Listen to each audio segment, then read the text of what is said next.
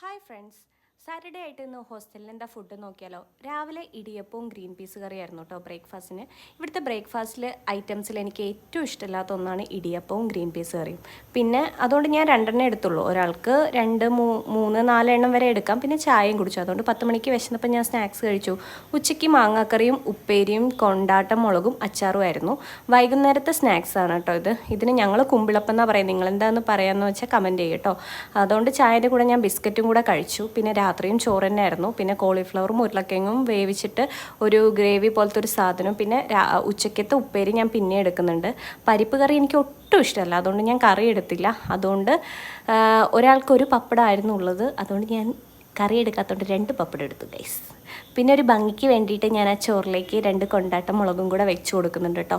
ഫുഡിൻ്റെ overall look കണ്ടപ്പോൾ തന്നെ ടേസ്റ്റ് ഉണ്ടാവില്ല എന്ന് എനിക്ക് തോന്നി. അതുപോലെ തന്നെയായിരുന്നു. അതിനൊന്നും ടേസ്റ്റ് ഉണ്ടായിരുന്നില്ല പ്രത്യേകിച്ച്. പക്ഷേ എന്നാലും ഞാൻ